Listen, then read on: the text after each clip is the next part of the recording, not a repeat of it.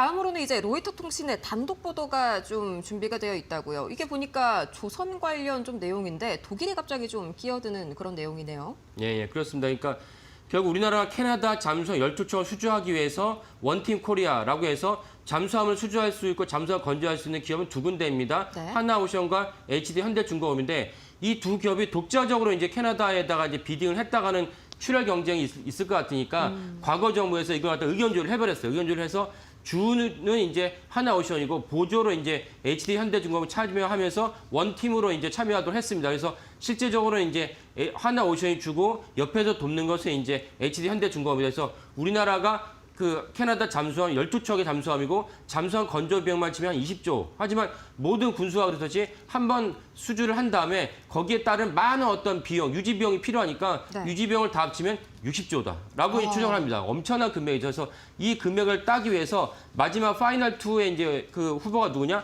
한국과 독일입니다. 독일의 기업은 이제 TKMS이고요. 네. TKMS랑 한국의 하나오션이 마지막 이제 두 파이널 숏 리스트 올라가 있다고 보시면 되는데, 근데 문제는 무엇이냐?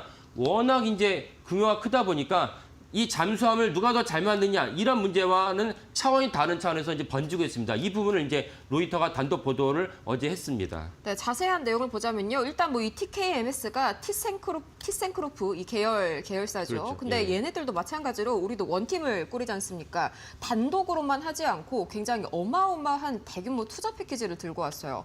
보니까 이게 잠수함만 가지고 이걸 건조해주는 게 아니라 뭐 히토리부터 AI, 배터리, 광업까지 또 여기에 뭐 노르웨이 기업까지 연대해서 지금 우리에게 수주 경쟁을 다시 한번 좀 불사르고 있다고요? 예, 맞습니다. 로이터 보도를 보면 좀 전에 들으신 대로 심지어 AI, 독일도 사실은 열심히 일하는 국가이기 때문에 AI를 잘하고 있죠. 그다음에 전기차 배터리, 그리고 사실은 이제 여기서 나오지 않았지만 예전에 이제 정황지 봤을 땐 독일의 자동차 기업이 이미 캐나다에 있습니다. 캐나다에 예전에 있었는데 자동차 기업을 통해서 일자리 창출하는 것도 독일 정부가 조율하고 있다라고 이제 여겨집니다. 그래서 이런 것들을 다 아우르면서 60조라는 사업을 따내기 위해서 독일 정부 또 우리나라 정부도 이렇게 연대를 그 하나오션뿐만 아니라 다른 기업까지 끼워서 이 잠수함 수주에 매진하고 있다라고 보시면 되겠습니다. 네, 이것 때문에 이제 수주를 하게 되면은 이 약속을 지켜야 되는 게 상당히 많지 않습니까? 이것 때문에 독일도 정부 차원에서 아예 약정을 좀 준비를 하고 있다고요. 예, 로이터의 보도를 보면은 이 티센크루프 말고도 다른 기업들이 다 개입돼 있으니까 다른 기업들이 수주를 하고 나서는 사실은 이제 발표하면 어떡하냐 이런 우려가 있지 않겠습니까? 그쵸. 그러니까 이제 어떤 식으로 준비하고 있냐? 해당 기업들이 독일 정부를 상대로 내가 재무적 투자를 하겠다라는 약속을 갖다가 준비하고 있다는 것입니다. 그렇지 않고서는 캐나다 정부가 바보가 아닌 이상이야 어떻게 그 약속만 믿고 덜컥 엄청난 규모의 수주를 갖다 줄 수가 있겠습니까? 이런 맥락에서 독일도 치밀하고 다각도 준비하고 있다는 것이 어제 로이터의 보도입니다. 네, 이게 잠수함을 누가 더 잘 만드냐 이게 문제가 아닌 게요. 캐나다 정부 자체에서도 좀 밝혔습니다. 애초에 자국 산업 전반에 좀 도움이 되는 후보자를 낙찰하겠다. 이러면 우리가 조금 밀릴 수도 있는 거 아닐까요? 예.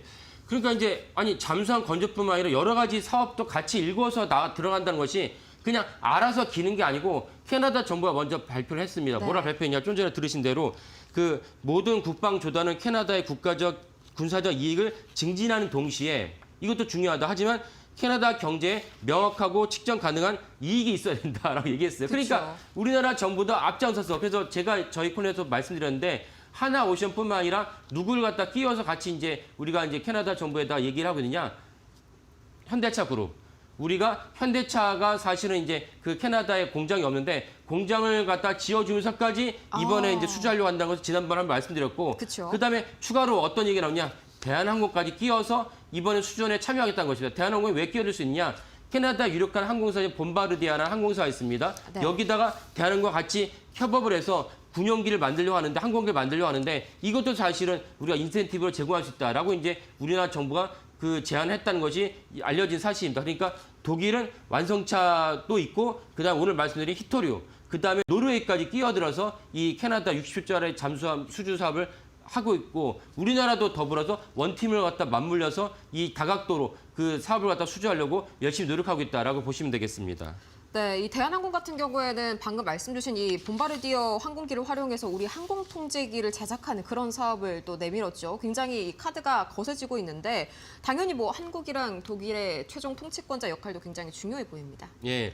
그러니까 이런 것은 사실은 이제 탑다운에서 이렇게 이루어질 수가 없습니다. 예를 들어 우리가 이제 UAE 원전 수주라든지 체코 원전 수주라든지 이런 것은 개별 기업이 파트너에 대해서 설득해서 되는 문제가 아니고 그 탑다운 해당 국가의 정상들이 설득을 해서 왜냐하면 해당 기업 입장에서 이 수주전에 참여해야 될 예를 들면 현대차라든지 대한항공 이런 기업들 입장에서는 참여해야 될 이유가 없지 않습니까? 그러면 참여해서 받을 이익이 무엇이냐를 갖다가 최고 통수권자가 조율을 해서 제안하는 수밖에 없다. 이런 관점에서는 독일은 총리가 된 것이 우리나라 대통령이 되는데 아무래도 총리보다는 우리나라 대통령이 훨씬 더 영향력이 크다 봐요. 왜냐하면 총리란 건 내각이 붕괴되면 총리 임기도 끝나는 것이니까요. 그쵸. 이런 관점에서는 우리한테 좀 더 유리하지만 하지만 우리한테 불리한 점은 무엇이냐면은 이 잠수함에서 결국 국방과 외교인데 독일과 캐나다는 같은 나토 회원국입니다. 맞네요. 나토 회원국이기 때문에 훨씬 더 프로토콜, 만약 잠수함을 갖다가 수출했을 때는 다른 어떤 국방 관련해서도 프로토콜이 있어야 되는데 이런 점에서는